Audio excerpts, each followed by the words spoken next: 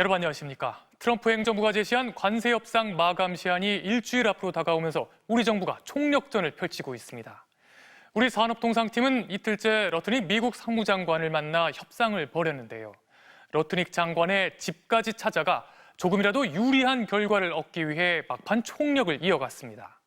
대통령실도 대응책 논의를 위한 긴급 화상회의를 진행했는데요. 워싱턴과 대통령실을 차례로 연결해 협상 속보 알아보겠습니다. 먼저 워싱턴입니다. 김재영 특파원, 협상은 어떻게 진행됐습니까? 네, 이곳은 토요일 오전 7시인데 협상은 어제 저녁 8시 반쯤 끝난 것으로 파악됐습니다. 김정관 산자부 장관과 여한구 통상본부장은 비행편으로 뉴욕에 도착한 뒤 차량으로 또 장시간 이동해 러트닉 장관과 만났습니다. 요새 같다는 말까지 나오는 억만장자 출신 장관의 사저에 두 통상수장은 통역이나 수행원 없이 들어가 대미 투자와 농축산물, 비관세 문제까지 진전된 수정안을 제시하며 협상한 것으로 전해집니다. 사저회담 자체가 워낙 특이한 겁니다만 초대받아 진행한 점, 백악관도 무역장벽 얘기를 했지만 협상이 생산적이라고 밝힌 점에 비춰보면요, 논의는 본궤도라고 볼 수 있습니다. 러트닉은 최근 한일 두 나라가 견제한다고 주장하며 신경전을 유도했지만 사실 더 신경을 쓰는 쪽은 미국입니다. 한국은 반도체와 조선이란 독보적 협상 카드가 있기 때문입니다.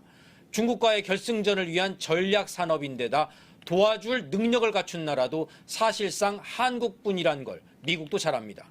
당장은 관세로 돈을 좀 번다고 선전하고 있지만 만약 찬바람이 부는 시점까지 성과가 안 나오면 거꾸로 미국이 흔들릴 수도 있습니다.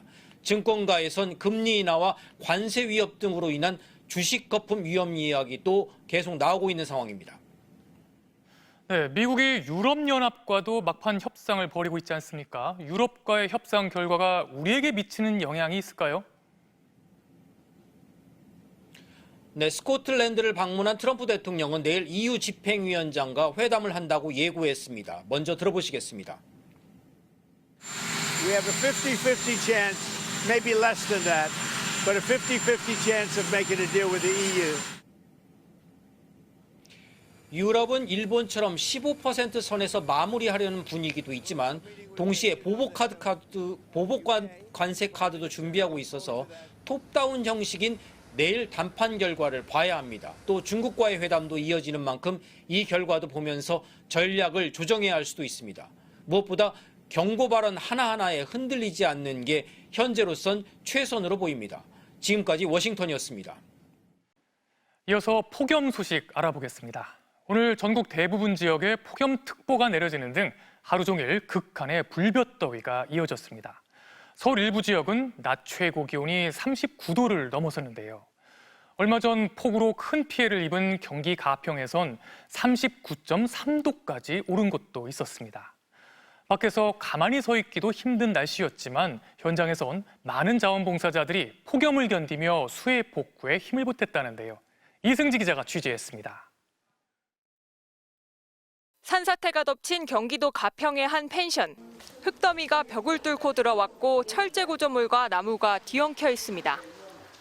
주인네 가족들이 머물던 방도 쑥대밭이 됐습니다. 처음에 우르릉 해갖고 이게 뭐지 하고 와서 계단으로 내려가서 보니까 벌써 여기까지 내려오는 거예요. 자원봉사자들이 쓸만한 가구와 집기를 꺼내 일일이 닦습니다. 수도가 끊겨 계곡물을 끌어다 씁니다. 건물 안에 있는 뻘하고 그 안에 있는 그 침대나 이부자리 같은 거를 다 꺼내내고 밖에보다 안에가 더 더운 것 같았습니다. 냄새도 좀 심했고 옷이 다 젖었습니다. 떼약볕에 온몸이 금세 땀범벅입니다.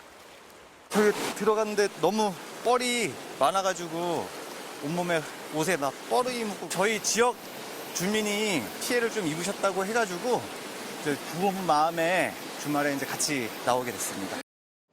다른 마을로 가봤습니다. 남은 실종자 2명 수색이 한창입니다. 지형도 험한 데다 폭염이 기승을 부리면서 체력이 바닥을 드러내고 있지만 7일째 전력을 다하고 있습니다. 옆에서는 자원봉사자들이 복구에 손을 보태고 있습니다. 불어난 계곡물이 지방까지 들어찬 흔적이 보입니다. 찌꺼기가 여기까지 꼈잖아. 이거 좀 다 진흙 같은 거 네. 푸시고. 다 퍼내고 물로 청소하고 막. 아이고 장비가 없으니까 너무 힘들더라고. 계곡물을 퍼와 연신 바닥에 물을 뿌리고 빗자루질을 해보지만 물 뿌려버리세요. 덕지덕지 달라붙은 진흙이 잘 안 닦입니다. 오후 3시를 넘어서도 복구 작업이 진행됐는데요. 낮 최고 기온은 38도를 넘어섰습니다. 다음 목은 이제 우리 목이죠. 우리가 이걸 어떻게 하느냐고. 장비가 또 들어와서 저쪽으로 좀 흙을 다 퍼내서 치워야 돼요. 가평군에만 어제까지 일반인과 군인 등 모두 3,800여 명이 도움의 손길을 보탰지만 여전히 많은 도움이 절실한 상황입니다. MBC 뉴스 이승지입니다. 얼마 전 60대 아버지가 사제 총기를 이용해 아들을 살해한 충격적인 일이 있었죠. 사건 직후 피해자의 부인이 경찰에 신고를 했지만 70분 뒤에야 경찰 특공대가 현장에 진입해 피해자 가족은 긴 시간을 방 안에서 공포에 떨어야 했는데요. 초동대처가 미흡했다는 논란이 일자 경찰이 진상조사에 착수했습니다. 강은 기자가 보도합니다. 첫 신고가 접수된 건 밤 9시 31분. 총에 맞은 피해자의 아내가 112에 전화해 살려주세요, 살려주세요라면서 아파트 동호수를 부른 뒤 남편이 총에 맞았으니 빨리 좀 와달라고 했습니다. 9시 33분엔 남편이 피를 많이 흘렸고 시아버지가 총을 들고 있다고 상황을 설명했습니다. 9시 40분엔 빨리 들어와라, 남편이 죽으면 어떡하냐고 했습니다. 하지만 경찰 특공대가 집 안으로 진입한 건 밤 10시 43분이었습니다.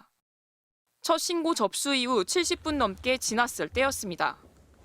총을 쏜 피해자 조 씨가 집 안에 있을 가능성이 있다고 판단해 늑장 진입한 겁니다. 초기 대응까진 빨랐습니다. 총기 신고를 접수한 경찰관은 최단 시간 출동 지령인 코드 제로를 발령했습니다. 10여 분 만에 순찰차 3대가 차례로 현장에 도착했습니다. 하지만 코드 제로 발령 시 현장을 지휘해야 하는 당시 인천 연수경찰서 상황관리관은 사건 접수 70여 분 뒤에야 현장에 도착한 걸로 확인됐습니다. 해당 경찰 간부는 MBC에 내부 매뉴얼을 제대로 숙지하지 못했다고 했습니다. 조 씨의 휴대폰 위치 추적을 하고 아파트 CCTV로 도주 행적을 확인한 것도 한참 늦었습니다. 조 씨가 경찰에 붙잡힌 건 다음 날 새벽 0시 15분쯤. 범행을 저지른 건 인천 송도였는데 서울 사당역 근처에서 잡혔습니다. 조 씨가 총기 11개를 더 만들 수 있는 쇠파이프와 실탄 80여 발을 차에 싣고 인천과 서울 등 수도권을 돌아다닌 겁니다. 총을 맞은 피해자도 밤 11시가 넘어서야 병원에 도착했습니다. 경찰이 CCTV라도 먼저 확인했더라면 피해자가 더 빨리 구조됐거나 검거 시점도 더 빨랐을 거란 지적이 나옵니다. 경찰청 감찰 담당관실은 현장 초동 조치에 미흡한 점이 있었는지 면밀하게 확인할 예정이라면서 진상조사에 착수했다고 밝혔습니다. MBC 뉴스 강은입니다.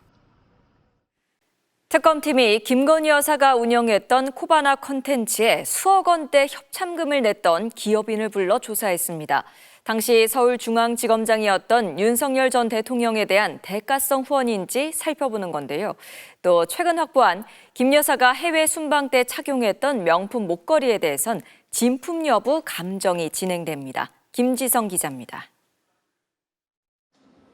김건희 여사가 운영하던 전시기획사 코바나 콘텐츠에 수억 원대 후원을 했던 컴투스 홀딩스 송병준 의장이 특검에 출석했습니다. 김건희 여사랑 기존에 알던 사이신가요? 전시에 요청이 따로 김건희 여사 측으로부터 있었나요? 모바일 게임 회사 컴투스는 지난 2015년부터 2019년까지 코바나 콘텐츠에 2억 1,950만 원을 협찬했습니다. 이 시기에 송병준 의장은 회사 주식을 신고하지 않은 혐의로 서울중앙지검에서 수사를 받고 있었는데 당시 서울중앙지검장이 윤석열 전 대통령이었습니다. 이후 송 의장이 무혐의 처분을 받으면서 대가성 협찬이란 의혹이 제기됐지만 윤석열 정부 출범 이듬해인 2023년 3월 검찰은 청탁 정황이 확인되지 않았다며 윤 전 대통령 부부를 불기소 처분했습니다.